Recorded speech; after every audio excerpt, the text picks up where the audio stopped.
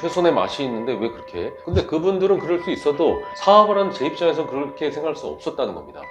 네, 안녕하세요. 청필지입니다. 오늘 말씀드릴 주제는 창업의 성패는 최선이 아니라 차선, 아니 삼선책에서 이루어진다. 이 주제로 좀 말씀 좀 드리겠습니다. 모든 창업을 하거나 사업을 하실 때 내가 생각하는 최선으로다가 해야 되라는 마음을 가지시는 분들이 꽤 있어요. 최선을 다해야만 못할 것 같고 내가 지금 하고 있는 최선이어야만 앞으로 유지할 수 있다. 이런 생각을 하시는 분들이 많은데 꼭 그럴 필요 없다. 제 경험담을 주제로 좀 얘기를 좀 해보려고 합니다. 예전에 아시는 분들은 아시겠지만 제가 프랜차이즈 브랜드를 좀 많이 했잖아요. 예전에 김밥 브랜드를 만들 때였단 말이에요. 근데 사실 제가 좋아하는 김밥은 딱 정해져 있었어요. 원래서부터. 그냥 어렸을 때 제가 먹던 어머니가 싼 김밥. 아침에 일어나면 계란 지단 부친 냄새 나잖아요. 어머니가 직접 계란물을 풀어서 프라이팬에 붙여서 만들고, 제가 좋아하는 우엉 이거 잘라가지고 직접 간장 소스에다 졸이고, 제가 먹기 싫다 하던 그런 당근도 얇게 썰어가지고 프라이팬에 달달 볶으면 별로 좋아하지 않던 당근도 참 맛있었죠. 기름 냄새 솔솔 나면서. 좋은 쌀을 사서 씻어내고 압력밥솥에 밥을 지어서 살짝 진밥에 소금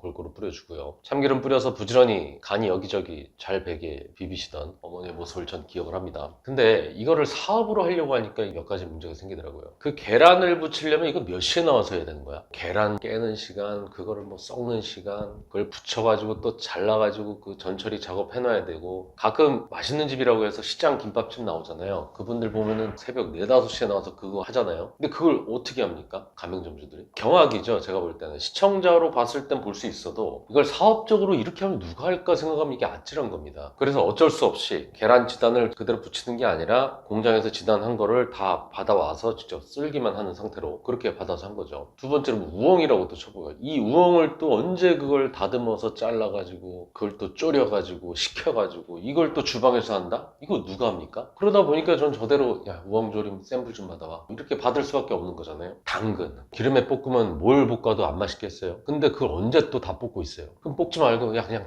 데치면 금방 하니까. 근데 볶은 거하고 데친 거에 맛 차이는 확연히 나죠. 또 쌀을 씻어서 밥을 할 생각하니까 이게 또 머리가 아프네. 이거 누가 언제 다 씻냐? 그냥 다 씻어 놓은 쌀 받아서 쓰자. 거기다가 밥을 지었어. 밥을 지은 걸 가지고 소금을 뿌려가지고 참기름을 부어가지고 이 밥을 버무려야 되는데, 이게 버무리는 것도 일이고 버무리는 사람의 또 역량도 중요한데 이게 제대로 못 버무리면은 앞에 먹은 건 짠데 뒤에 건 싱겁고, 그렇다고 이걸 골고루 한다고 제대로 못하면 밥알이 막 뭉그러지질 않나. 그래서 그냥 야 이것도 일이야, 그냥 밥 지을 때 그냥 간을 해버려, 이렇게 밥을 한 겁니다. 그러다 보니까 처음에 제가 생각했던, 제가 좋아하던 그 김밥, 그 최선의 김밥의 모습은 온데간데 없고, 이 차선책도 아니고 3선책도 아니고 4선책, 5선책에서 이게 사업 아이템이 만들어지더란 말이죠. 근데 그런 식으로 하지 않으면은 제가 직접 눈으로 보고 컨트롤 해도 이게 될까 말까한 그런 매장이 되고, 이걸 다른 사람이 해야 되는데, 초보자가 해야 되는데 이게 안 되잖아요. 이게 사업이라는 게 뭡니까? 내가 하는 게 아니라 남을 시켜도 그 사람이 할 수 있게 돌아가끔 해가지고 나오는 결과물이 사업이라는 건데, 내가 직접 안 해도 지속적으로 그게 유지될 수 있게끔 시스템을 만들어 놓는 게 사업이란 말이에요. 그래서 이게 계속해서 넘어가도 이게 끊기지 않고 계속 확장수 있게 하는 게 이게 사업자가 생각해야 되는 일이란 말이죠. 제가 만약 장사꾼이었으면 그걸 용납이 안 되는 겁니다. 아니 어떻게 계란 지단을 받았었어? 이거 내가 직접 해야지. 우엉 품질이 어떤 줄 알고 처음에 원물부터 확인하고 갖다 써야지. 밥도 어떻게 그렇게 직접 해서 고슬고슬하게 해가지고 이렇게 직접 섞어가지고 해야지. 이건 말이 안 되는 거예요. 이거는 최선의 맛이 있는데 왜 그렇게 해? 근데 그분들은 그럴 수 있어도 사업을 하는 제 입장에서 그렇게 생각할 수 없었다는 겁니다. 최선의 맛을 즐기게 하기 위해서 남을 시켜도 보겠죠, 그 장사하시는 분들은. 근데 남이 못하면 이건 마음에서 용납이 안 되니까 평생 본인이 할 수밖에 없죠. 먹는 사람은 행복하고 좋을지 모르지만 그 최선을 고집하다 보면은 결국 평생 내가 해야 됩니다. 세계 최고 부자 일론 머스크 이런 말을 하더라고요. 나는 하루에 16시간 이상 하루도 빠짐없이 일하고 주 7회 하루도 안 쉬고 일하는데 아직도 사람들은 나를 행운아라고 여긴다. 장사를 해서 최고 경지인 전국 TV 맛집의 경지, 전국에서 유명한 집이 될지 몰라도 장사로서 그분의 삶이 100% 행복하다고 볼 수는 없어요. 왜냐하면 최선을 고집하는 삶이라는 건 그 자체가 귀한 일이지만 내 삶이 나아진다는 보장이 없습니다. 지금 창업을 준비하시는 창업TV를 보시는 분들은 뭔가 장이 되고자 영상을 보시는 분들은 아니잖아요. 그래서 저는 그 김밥이 최선책도 아니고 3선, 4선, 5선책으로 만들어졌다는 걸 알았기 때문에 제 제 나름대로 거기다가 뭔가의 트릭을 섞기 시작합니다. 재료 하나하나에 감칠맛을 줄 수가 없으니까 아예 감칠맛을 미친 듯이 느낄 수 있는 불고기를 넣어버렸어요. 그럼 오히려 담백하게 들어간 이런 식재료들이 밸런스가 맞게 된 거죠. 거기다가 무난하게 제육볶음을 넣어버렸어요. 그리고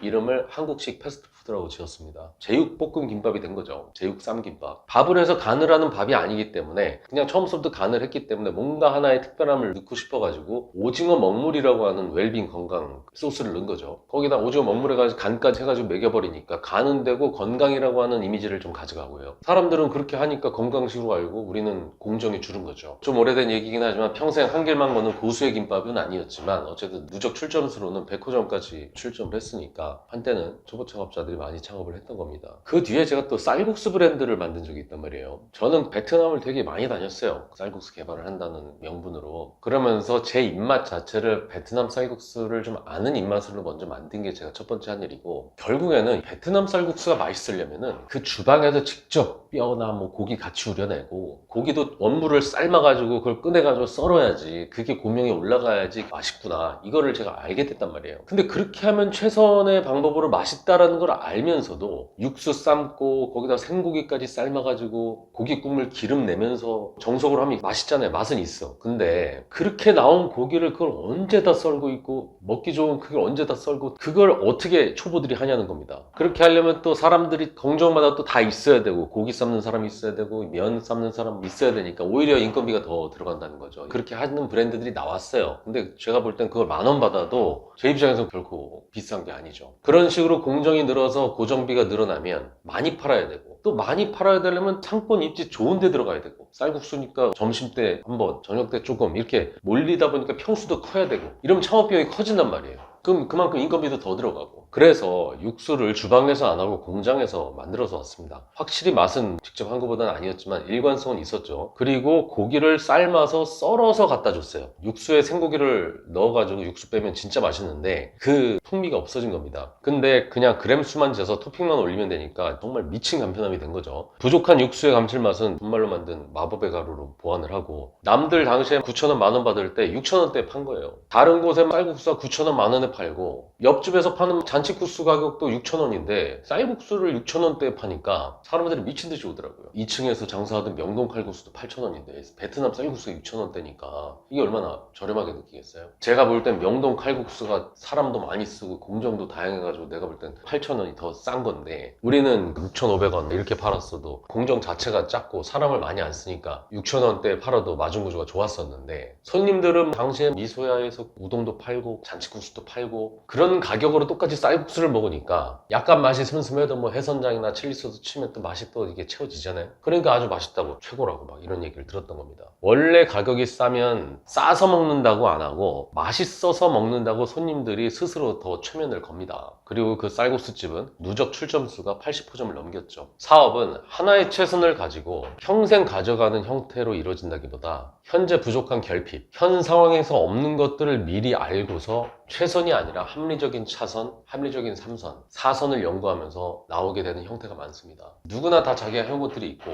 연구한 것들이 있으시겠잖아요. 최선을 다한 그런 결과물들이 다 있을 겁니다. 근데 중요한 거는 지금 상황에 맞춰서 우선 사업의 기본 목표인 생존과 확장성에 초점을 맞추고 기획하는 게 우선입니다. 성장의 한계가 명확한 것들은 가치가 없습니다. 하지만 성장의 가능성이 많은 것들은 가치가 높죠. 제 채널은 초보 창업자들이 보는 채널이고 초보 사업가들도 많이 봅니다. 중요한 건 그 아이템과 내가 무언가를 여지껏 해왔고 무언가를 여지껏 그걸로 인정받았고 그동안 해온 것들에 대한 자부심이 아니라 내가 사업을 할 건지, 장사꾼이 될 건지, 장인이 될 건지, 맛집이 될 건지, 돈인지 명예인지, 이런 본질을 먼저 생각해 봐야 됩니다. 내가 순댓국으로 다 10년 동안 경험을 쌓고 인정을 받았어도 지금 내가 사업적으로 성장 가능성에 한계가 있다고 하면 느닷없이 짬뽕으로도 피벗을 할 수가 있는 거고, 내가 나만의 방식으로 하나의 명성을 쌓은 게 있다고 해도 사업화가 되려면 결국 최선이 아니라 차선, 3선으로 양보해야 될 것들이 되게 많아요. 그럴 때 무조건적인 양보가 아니라 양보한 건 일단 넘어가고 대신 대체할 것들을 채우고 그 사람도 살고 나도 살고 이럴 수 있는 방법에 대한 연구를 계속해서 해야만 됩니다. 내가 가진 거를 느닷없이 다 내놓아야 될 때도 있고, 내가 가진 거를 하루아침에 버릴 수도 있다라는 생각을 할 수도 있어요. 하지만 누구보다 유연하게, 목표는 정확하게, 그렇게 최선이 아니더라도 차선이어도 3선이어도 그 상태에서 다시금 계속해서 뭔가를 발전시키고 언제든지 피벗할 수 있고 내가 책임하에 계속해서 풀어나가는 힘을 가져야만 생존을 할 수 있고 장차 사업가가 될 수 있습니다. 이상 창필직이었습니다.